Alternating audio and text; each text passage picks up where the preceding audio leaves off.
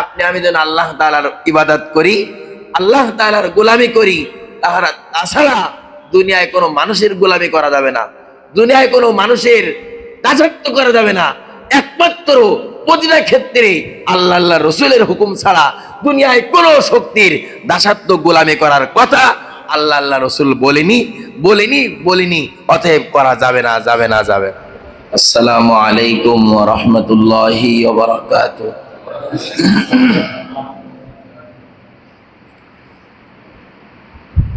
ইন্নাল হামদালিল্লাহ নাহমাদুহু ওয়া নাস্তাঈনুহু ওয়া নাস্তাগফিরুহু ওয়া নু'মিনু বিহি ওয়া নাতাওয়াক্কালু আলাইহি ওয়া নাউযু বিল্লাহি মিন শুরুরি আনফুসিনা ওয়া মিন সাইয়্যিআতি আ'মালিনা।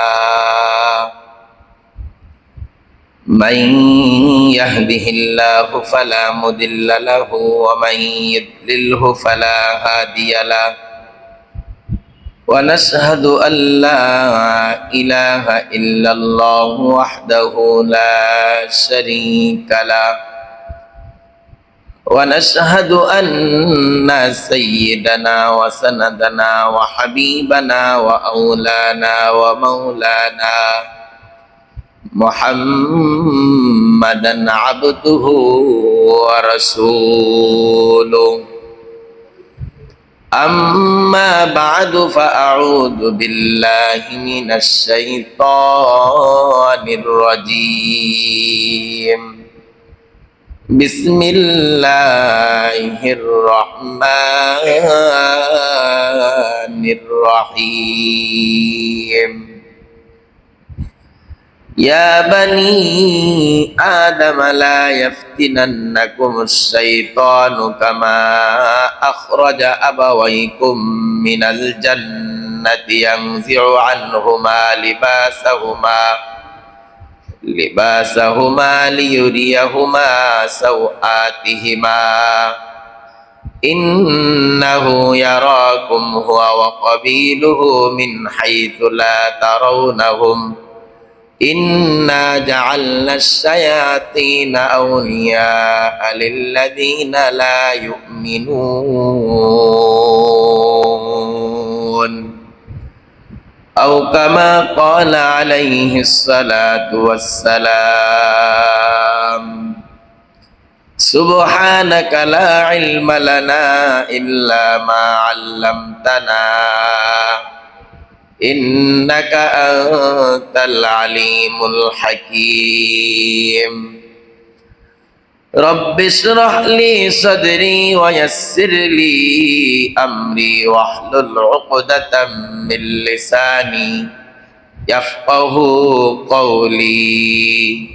إن الله وملائكته يصلون على النبي يا أيها الذين آمنوا صلوا عليه وسلموا تسليما.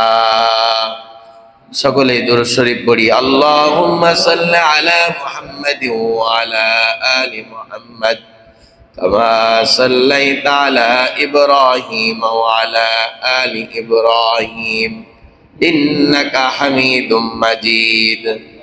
اللهم بارك على محمد وعلى آل محمد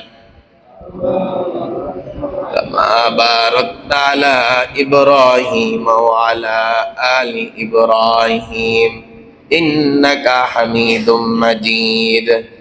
اللهم صل على محمد وعلى آل محمد كما صليت على إبراهيم وعلى آل إبراهيم إنك حميد مجيد. اللهم بارك على محمد وعلى آل محمد كما باركت على إبراهيم وعلى آل إبراهيم إنك حميد مجيد.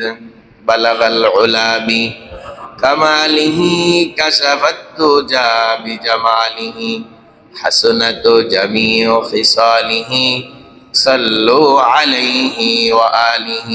بلغ العلا بكماله কাশাফাত দুজা বিজামালিহি হাসনাত জামিউ খিসালিহি সাল্লু আলাইহি ওয়া আলিহি। আলহামদুলিল্লাহ, আল্লাহ তাআলার দরবারে অসংখ্য অগণিত শুকরিয়া যে আল্লাহ রাব্বুল আলামিন আমাদেরকে বিগত এক সপ্তাহ পর আবারও পবিত্র জুমার দিনের ন্যায় আবারও জুমার উদ্দেশ্যে পবিত্রতা অর্জন করে নামাজের অপেক্ষায় বসে আছি। কোরআন হাদিসের কথা শোনার আগ্রহে আগ থেকে প্রস্তুতি গ্রহণ করে আসতে পেরেছি, এজন্য আল্লাহ তাআলার দরবারে শুকরিয়া আদায় করি। আলহামদুলিল্লাহ।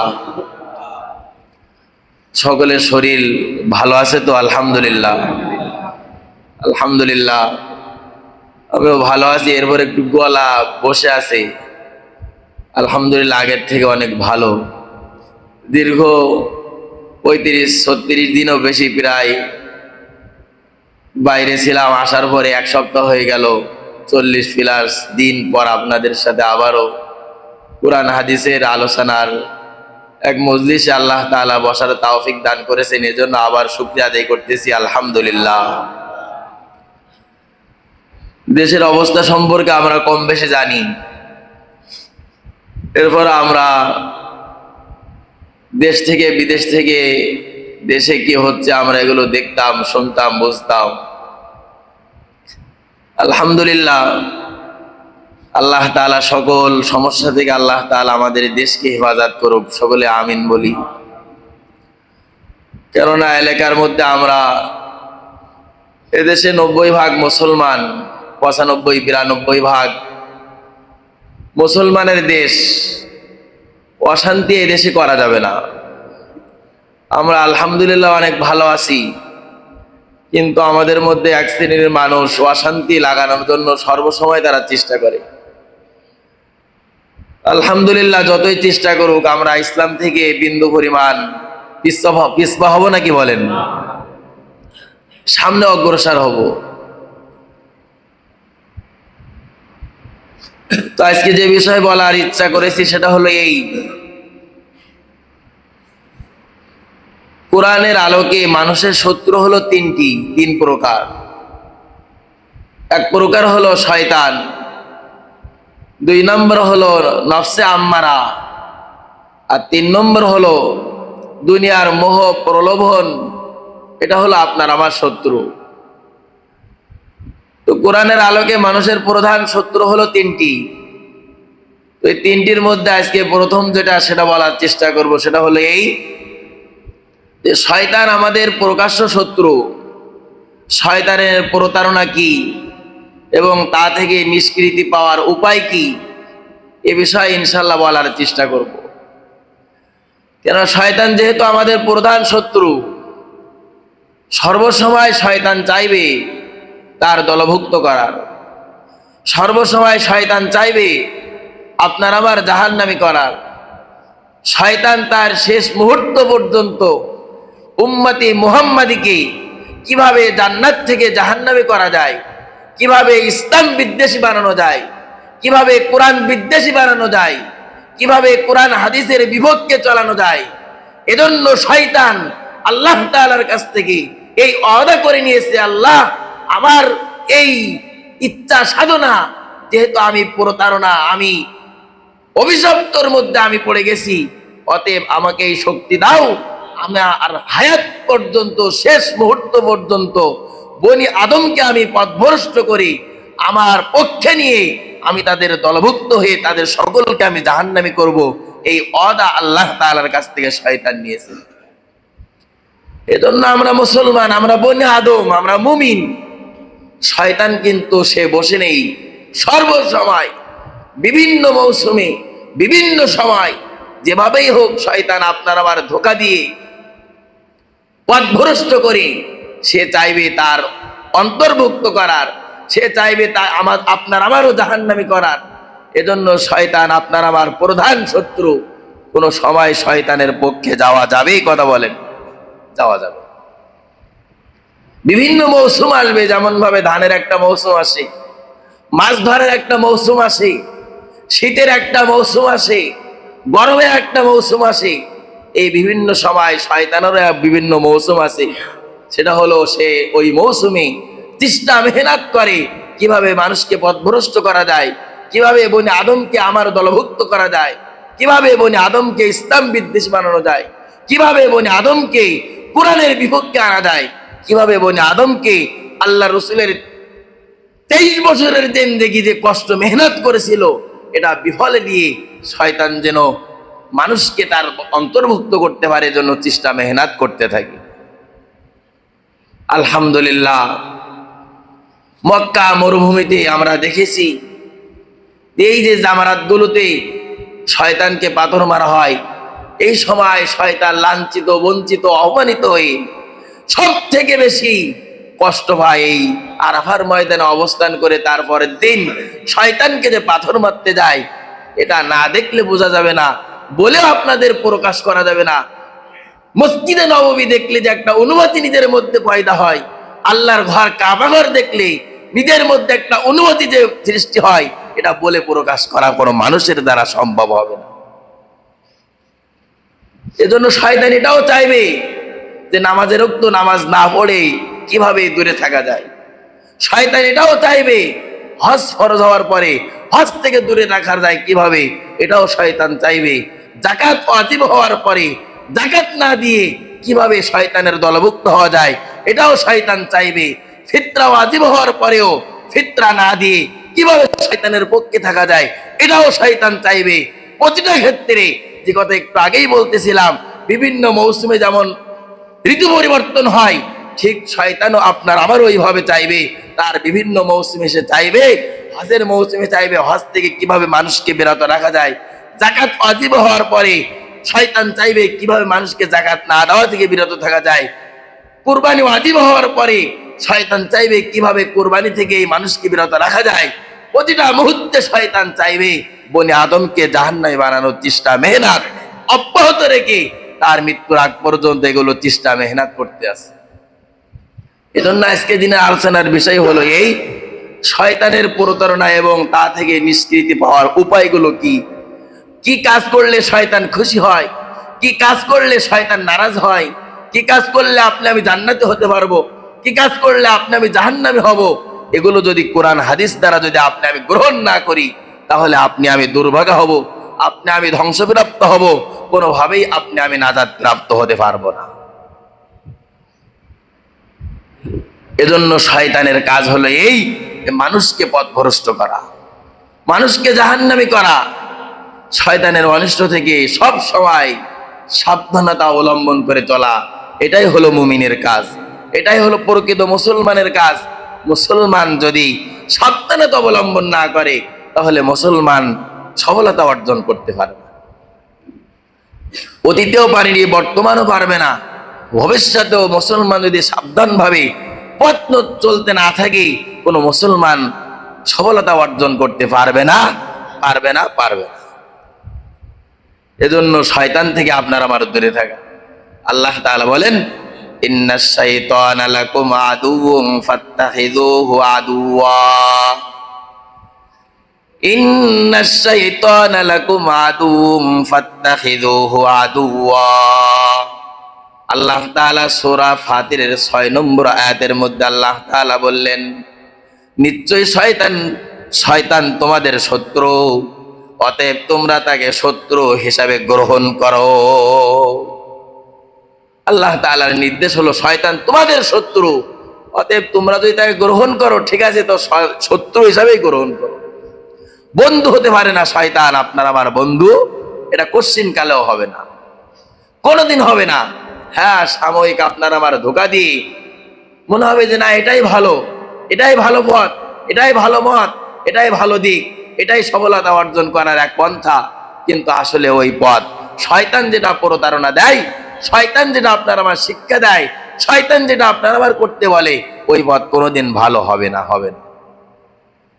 এজন্য আল্লাহ তাআলা বলছেন, তোমরা যদি শয়তানকে গ্রহণ করো, তাহলে শত্রু হিসাবেই তোমরা গ্রহণ করি, বন্ধু হিসাবে গ্রহণ করা যাবে না। আল্লাহ তাআলা অন্য জায়গায় বলছেন, সূরা আরাফের 27 নম্বর আয়াতের মধ্যে আল্লাহ তাআলা বলছেন, ইয়া বানি ইয়া বানি আদম লা ইয়াফতিনান্নাকুমুশ শাইতানু কামা আখরাজা আবাওয়াইকুম মিনাল জান্নাহ। আল্লাহ তাআলা বললেন, হে আদম সন্তান, শয়তান যেন তোমাদেরকে বিভ্রান্ত না করে, যেমন সে তোমাদের পিতামাতাকে বিভ্রান্ত করেছিল। জান্নাত থেকে সে তোমাদের পিতামাতাকে বস্ত্রহীন অবস্থায় বাহির করেছিল, বাহির করে দিয়েছিল, যাতে তো তাদেরকে তাদের লজ্জা স্থান দেখিয়ে দেয়। এই শয়তান করেছিল আপনার আমার পিতামাতাকে এই জান্নাত থেকে বাহির করে দিয়েছিল শয়তান। শয়তান যদি ধোঁকা না দিত আপনার আমার পিতামাতার আদম এবং হাওয়া আলাইহিস সালামকে যদি শয়তান ধোঁকা না দিয়ে দিত, তাহলে আপনি আমি এই জান্নাতে দুনিয়ার মধ্যে আসতে পারতাম না, আপনি আমি জান্নাতের মধ্যে থাকতাম। আপনার আমার পিতামাতা আদি পিতা আদি মাতাকে যখন শয়তান ধোঁকা দিয়ে বাহির করে দিল, আপনার আমার সাবধান হওয়া দরকার। নবী রাসূলকে যদি শয়তান ধোঁকা দিতে পারে, আপনি আমি সাধারণ একজন বান্দা, সাধারণ একজন উম্মত। এজন্য শয়তান যে আপনার আমার ধোঁকা দিবে না, এটা কোনোদিন কোনদিন কালেও এটা সম্ভব হতে পারে না। শয়তান আপনার আমার ধোঁকা দিবেই। নবী রাসূলের মতো উত্তম মানুষ, শ্রেষ্ঠ মানুষ পৃথিবীর মধ্যে আর আসবে না। ওনাদের যদি শয়তান ধোঁকা দিতে পারে, আপনি আমি তো নবী রাসূলের ধূলিকণা পরিমাণ পর্যন্ত যোগ্যতা অর্জন করা সম্ভব আপনার আমার হবে না। এজন্য নবী রাসূলকে শয়তান ধোঁকা দিয়েছিল। আপনার আমার ধোঁকা অবশ্যই দিবে। কোন সময় দিবে ভোটের সময়, কোন সময় দিবে সামনে আবার ইলেকশন আসতেছে ওই সময়, কোন সময় রাজনীতি হিসাবে ধোঁকা দিবে, কোন সময় আবার অন্যভাবে ধোঁকা দিবে, কোন সময় ইসলাম বিদ্বেষী কাজ করে ধোঁকা দিবে, কোন সময় হজ ফরজ হওয়ার পরেও এই সময় ধোঁকা দিবে। এই যে গত কয়েকদিন আগে গেল কুরবানির সময়, এ সময় আপনার আমার মধ্যে কিছু মানুষের কিন্তু শয়তান ধোঁকা দিছিল। কুরবানি ওয়াজিব হয়েছিল, শয়তান ধোঁকা দিয়েছিল, এর না কুরবানি না দিলে অসুবিধা কি, কমপক্ষে তো বছরে একবার গোশ খাওয়া দরকার কুরবানি দিয়ে, এটা তো খাওয়া সম্ভব, কিন্তু না দিলেও তো খাওয়া যায়। এই যে ঈদগাহ থেকে গোশ দেয়, এই যে শয়তান একটা ধোঁকা দিয়েছিল কিন্তু আমাদের। এজন্য শয়তানের একটা মৌসুম আছে, তার বারবার মৌসুম আসতে থাকে। 5 ওয়াক্ত তো 5 বার মৌসুম আসে, বছরে একবার কুরবানির মৌসুম আসে, বছরে একবার হজের মৌসুম আসে, বছরে একবার যাকাতের মৌসুম আসে। ইসলামের যতগুলো রুকন আছে, যতগুলো হুকুম আহকাম আছে, প্রতিটা ক্ষেত্রে শয়তান কিন্তু বসে থাকে না। এই যে সে তার কাজ করতে আছে, এজন্য তো সমাজের বহু মানুষের উপর হজ ফরজ হওয়ার পরেও হজ করে না, বহু মানুষের উপর কুরবানি ওয়াজিব হওয়ার পরেও কুরবানি দেয় না, বহু মানুষের উপর যাকাত ফরজ হওয়ার পরেও যাকাত দেয় না। এমন মানুষ আমাদের সমাজে আছে না নাই, কথা বলেন? তাহলে বুঝতে হবে শয়তান তাদের উপর উঠে বসে আছে, শয়তানের ধোঁকায় তারা ঘুরপাক খাচ্ছে, শয়তানকে তারা পরাজিত করে তারা বিজয় অর্জন করতে পারেনি। শয়তানের কাছে তারা বিনয় গ্রহণ করেছে, শয়তানকে তারা পিছনে ফেলে সামনে অগ্রসর হতে পারে। এজন্য আমাদের কাজকাম থাকবে শয়তানকে বাদ দেওয়া। শয়তান আমাদের প্রধান শত্রু, যে কথা শুরুতেই বলেছিলাম, 3টা শত্রুর মধ্যে শয়তান হলো আপনার আমার প্রধান শত্রু হলো শয়তান। শয়তান চাইবে নামাজে রক্ত হলে নামাজ না পড়ে কিভাবে বান্দাদের রাখা যায়। শয়তান চাইবে পর্দা সামনে হুকুম হাকাম আসলে কিভাবে পর্দা না করে পর্দা লঙ্ঘন করা যায়। শয়তান চাইবে এই যে আমাদের দেশে আমরা দেখতেছিলাম, ওখানে বসে যে খেলা শুরু হয়ে গেল, এই যে খেলা আমাদের বাংলাদেশে, আপনি একজন মুসলমান হওয়ার পরে কিভাবে আপনি একজন আর্জেন্টিনা প্লেয়ারকে আপনি ভালোবাসতে পারেন, ব্রাজিলের প্লেয়ারকে আপনি কিভাবে ভালোবাসতে পারেন? সে তো নাস্তিক, সে তো কাফের, তাকে ভালোবাসলে তো আপনার আমার হাসর হবে তার সঙ্গে। এই কথা কি ভুল আছে না? এই কথা বলেন। আল্লাহ রাসূল সাল্লাল্লাহু আলাইহি সাল্লাম বলছেন, মান তাসাব্বাহা বিকৌমিন, আল্লাহ রাসূলের হাদিসের মধ্যে আসছে, আপনি যাকে ভালোবাসবেন তার সঙ্গে আপনার হাসর হবে। মান আহাব্বা আল মারউ মা মান আহাব্বা, তার সঙ্গে যার মহব্বত তার সঙ্গে তার কিয়ামত। আপনি যে ভালোবাসলেন, আপনার কি কোনো লাভ হবে নাকি? কথা বলেন। আর্জেন্টিনা প্লেয়ারদের ভালোবাসলে আপনারা ভাই এক বিঘা জমি বাড়বে নাকি? ব্রাজিল যে কাফের যে প্লেয়ার, এদের ভালোবাসলে আপনার আমার কি কোনো সম্পত্তি বাড়বে নাকি? কথা বলেন। কিন্তু আল্লাহ রসুলের হাদিস আছে, যদি আপনি একজন আলেমকে ভালোবাসেন, দিনদার মানুষকে যদি ভালোবাসেন, তাহলে অবশ্যই অবশ্যই এর জন্য আপনার আমার লাভ ছাড়া ক্ষতি হবে না, লাভ ছাড়া ক্ষতি হবে না। এজন্য অনেক সময় দেখা যাবে দুইজন ব্যক্তি পাশাপাশি দাঁড়িয়ে আছে, একজন আলেম মানুষ আর একজন সাধারণ মানুষ, আপনি কাকে ভালোবাসবেন? কথা বলেন। আলেমকে ভালোবাসবেন, তাহলে আপনার আমার মুক্তির একটা পথ থাকতে পারে। এজন্য সামনে কয়েকদিন পরে এমন একটা সময় আসবে, কিন্তু দুইজন মানুষ দাঁড়িয়েছে, একজন আলেম আর একজন সাধারণ মানুষ, ইংরেজি লেনে শিক্ষিত হতে পারে, দিনের এই দুনিয়াবি শিক্ষিত হতে পারে, কিন্তু দুনিয়াবি শিক্ষিত সর্বোচ্চ পর্যায়ে পৌঁছাতে পারে। আর একজন আলেম, সে দুইজন কি কোনোদিন বরাবর হবে নাকি? কথা বলেন। এজন্য সামনে এই দিন আসতেছে, কিন্তু যদি আলেম কোথাও দাঁড়ায়, কোথাও অপেক্ষা করে, হাজার দুনিয়াবি লোক অপেক্ষা করতে পারে, কোনো অসুবিধা নেই, আমি আলেমকে ভালোবাসি, আলেমের পক্ষে আমি যাব। পারবেন তো ইনশাল্লাহ? এই দিন কিন্তু সামনে আসতেছে। কিন্তু এজন্য যে কথা বলতেছিলাম, আলেমকে ভালোবাসতে হবে, শয়তানকে ভালোবাসা যাবে না, শয়তানের পক্ষে যাওয়া যাবে না, শয়তানের অনুকরণ করা যাবে না। সর্বসময় আল্লাহর হুকুমকে প্রাধান্য দেওয়া, আল্লাহ রসুলকে হুকুমের প্রাধান্য দিয়ে যদি আপনি আমি এই অল্প সময় যদি থাকতে পারি, তাহলে অনন্তকাল আপনি আমি জান্নাতে থাকতে পারবো, অনন্তকাল আপনি আমি শান্তিতে থাকতে পারবো। আর যদি এই ক্ষণস্থায়ী অল্প কিছুদিনের জন্য যদি নিজের দল, নিজের মত, নিজের ইচ্ছা, নিজের সাধনাকে যদি প্রাধান্য দিয়ে আল্লাহর হুকুমকে যদি পিছনে রাখি, বিশ্বাস করেন আপনার আমার দুনিয়াও শান্তি হবে না, আখিরাতেও কিন্তু আপনার আমার শান্তি হবে, শান্তি হবে না।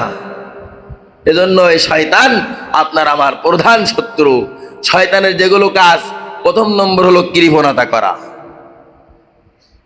আল্লাহ তাআলার কাজ কৃপণতা না করা, আর শয়তানের কাজ হলো কৃপণতা করা। এই অভ্যাস যদি আপনার আমার মধ্যে থাকে, যে কৃপণতা অভ্যাস, তাহলে বুঝতে হবে শয়তানের একটা গুণ আপনার আমার মধ্যে আছে।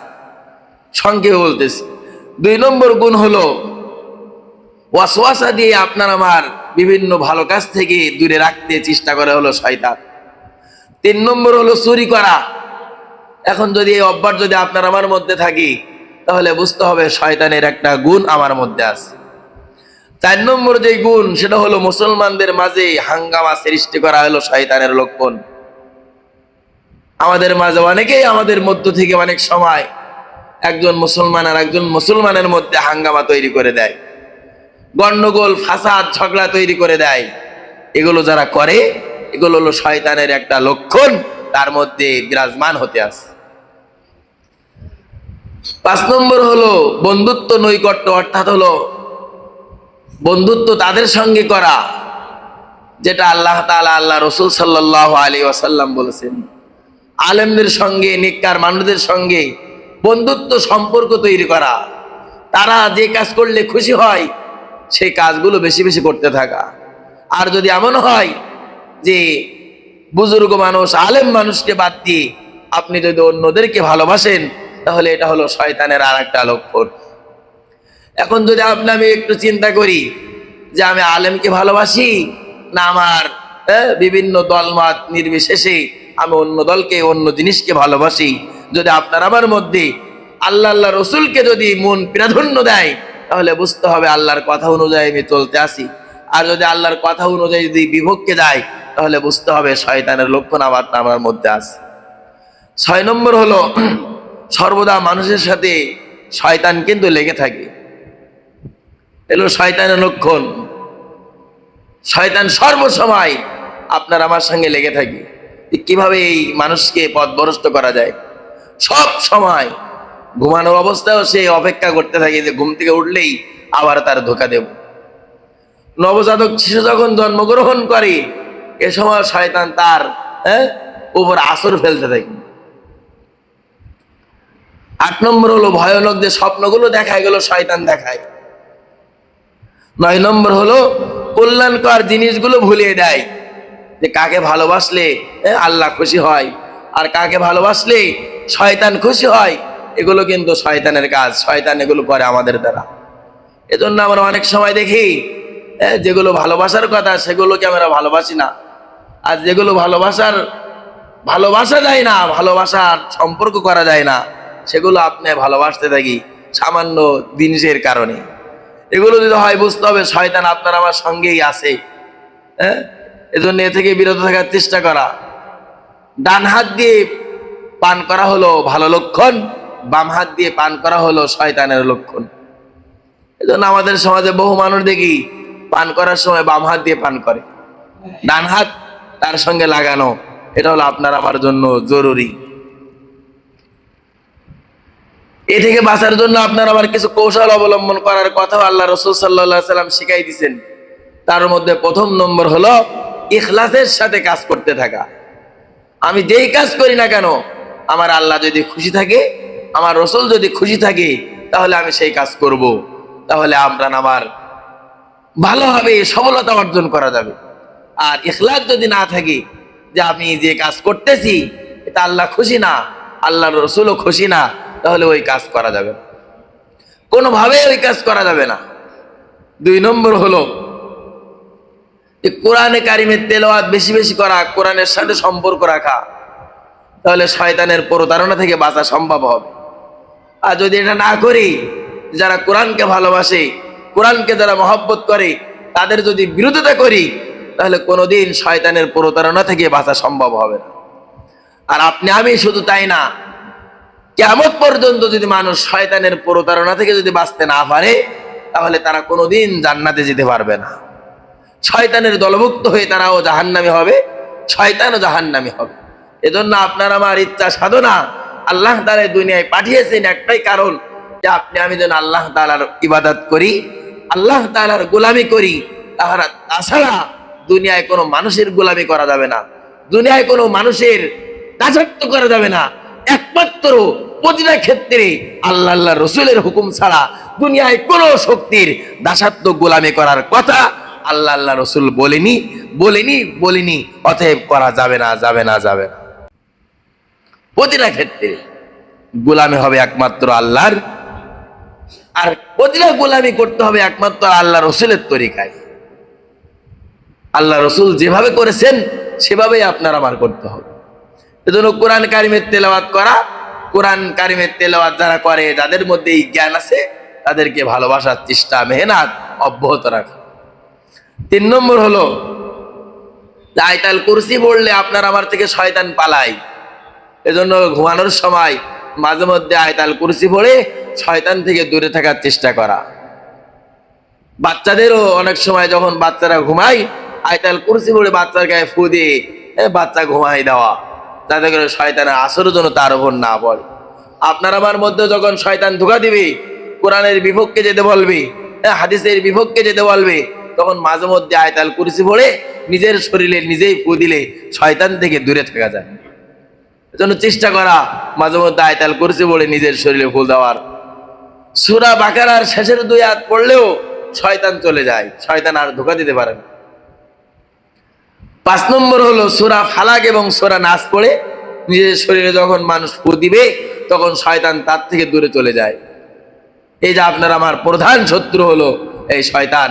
কোরআন হাদিসের আলোকে 3টা জিনিস বড় শত্রু আপনার আমার, তার মধ্যে শয়তান হলো প্রথম, 2 নম্বর হলো নফসে আম্মারা, 3 নম্বর হলো আপনার আমার এই দুনিয়ার লোভ লালসা প্রলোভন দিকে আপনার আমার শত্রু হয়ে তারা দুনিয়ায় কাজ করে।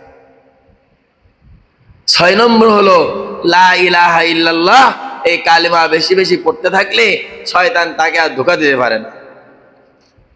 7 নম্বর হলো অধিক হারে আল্লাহ তাআলাকে স্মরণ করা। যখন আপনি আমি আল্লাহ তাআলাকে বেশি বেশি স্মরণ করব, তখন শয়তান কোনোভাবেই আপনার আমার আর ধোঁকা দিতে পারবে না। সূরা বাকারার মধ্যে আসছে, আল্লাহ তাআলা বলছেন ফাজকুরুনি আযকুরুকুম ওয়াশকুরুলি ওয়ালা তাকফুরুন। যখন আপনি আমি আল্লাহ তাআলাকে স্মরণ করব, আল্লাহ তাআলা সাথে সাথে আপনার আমার কথা স্মরণ করবে। এজন্য আমরা তো সবাই চাই যে পৃথিবীর সর্বশ্রেষ্ঠ যে ধনী, আমি তার স্মরণ করি, সেজন্য আমার স্মরণ করে। আমি যদি তার জন্য 1 টাকা উডৌকন পাঠাই, সেজন্য আমার জন্য 10 লক্ষ টাকা উডৌকন পাঠায়। এর থেকেও আপনি আমি যদি এক আল্লাহ তাআলাকে স্মরণ করি প্রতিটা ক্ষেত্রে, বিশ্বাস করেন আল্লাহ তাআলা আপনার আমার কোটি কোটি গুণ বাড়িয়ে আপনার আমার জন্য উপঢৌকন আল্লাহ তাআলা পাঠাবে কিনা কথা বলেন। এজন্য আল্লাহ তাআলাকে স্মরণ করা, এজন্য আল্লাহ তাআলাকে যদি স্মরণ করতে পারি, শয়তান কোনোভাবেই আপনার আমার ধোঁকা দিতে পারবে না। যারা আল্লাহ তাআলাকে স্মরণ করে তাদের সঙ্গেও যদি আপনি আমি থাকতে পারি, তাহলে শয়তান আপনার আমার ধোঁকা দিতে পারবে না। এজন্য বলতেছিলাম যে লা ইলাহা ইল্লাল্লাহ পাঠ করা এবং অধিক হারে আল্লাহ তাআলাকে স্মরণ করা। এরপরে সিজদায় তেলাওয়াত যেগুলো আছে, এই তেলাওয়াতের সিজদাগুলো যে কোরআনের কারিমের মধ্যে 14টা সিজদার আয়াত আছে, এগুলো যদি আপনি পড়তে থাকি তো শয়তান আপনার আমার ধোঁকা দিতে পারবে না। আর একটা হলো প্রতিটা কাজে বিসমিল্লাহির রহমানির রহিম পড়ে ওই কাজ আরম্ভ করলে শয়তান ওই কাজের মধ্যে আর ওয়াসওয়াসাও দিতে পারে না, ধোঁকাও দিতে পারে না, ওই কাজের মধ্যে সে শয়তান আর আসতে পারে না। এজন্য আপনার আমার যে আজকে আলোচনার বিষয় সেটা হলো এই যে শয়তান যেহেতু আপনার আমার প্রধান শত্রু, বনি আদমের শয়তান হলো প্রধান শত্রু, এই শত্রু থেকে যদি আপনি বাঁচতে পারি তাহলে এই দুনিয়া আখিরাতে আপনার আমার জন্য সফলতা হবে। আর যদি শয়তান থেকে যদি বাঁচতে না পারি, দুনিয়াও আপনি আমি ক্ষতিগ্রস্ত হব, আখিরাতেও আপনি আমি ক্ষতিগ্রস্ত হব। এজন্য কোনোভাবেই যেন কোনো ক্ষেত্রে শয়তান যেন আপনার আমার ধোঁকা দিতে না পারে, শয়তান যেন আপনার আমার পথ ভ্রষ্ট করতে না পারে, শয়তান আপনার আমার যেন আল্লাহ তাআলার হুকুম থেকে যেন দূরে সরাই দিতে না পারে। এজন্য আল্লাহ তাআলার হুকুম মানা, নবীর তরিকায় চলা, শয়তানের কাজগুলো ছেড়ে দেওয়ার চেষ্টা করা, তাহলে আপনার আমার সফলতা অর্জন করা সম্ভব। নইলে কিন্তু আল্লাহ তাআলার হুকুম অমান্য করলে আপনার আমার জন্য দুর্ভোগ ছাড়া, ধ্বংস ছাড়া আর কিছুই আশা করা সম্ভব হবে না। এজন্য আমার একটা আছে, যে কোনো কাজে তাড়াহুড়া না করা, ধীর স্থির ভাবে কাজ করতে থাকা, আল্লাহ তাআলার সাহায্য চাইতে থাকা, তাহলে ওই সকল কাজের মধ্যে রহমত বরকত হয়, আল্লাহ তাআলা খুশি হয়। আর তাড়াহুড়া করলে এটা হলো শয়তানের লক্ষণ, শয়তান খুশি হয়ে যায়। আল্লাহ তাআলা আমাদের সকলকে যে সকল কাজ আমাদের দ্বারা ভুল ত্রুটি হয়ে গেছে আমরা তওবা ইস্তেগফার করি, সামনে যেগুলো কাজ আসতেছে আমরা আল্লাহ রসুলের কথা অনুযায়ী করার চেষ্টা করি, তাহলেই আপনার আমার আল্লাহ তাআলা পিছনের গুলো মাফ করে দিবেন এবং সামনের গুলো আল্লাহ তাআলা কবুল করবেন। আল্লাহ তাআলা আমাদের সকলকে প্রতিটা ক্ষেত্রে আল্লাহর হুকুমকে প্রাধান্য দিয়ে, রসুলের তরিকাকে প্রাধান্য দিয়ে সকল কাজ করার তৌফিক আল্লাহ তাআলা আমাদের সকলকে দান করুক। আমিন। ওয়া আখিরি দাওয়ানা আনিল হামদুলিল্লাহি রাব্বিল আলামিন। আসসালামু আলাইকুম ওয়া রাহমাতুল্লাহি ওয়া বারাকাতুহু।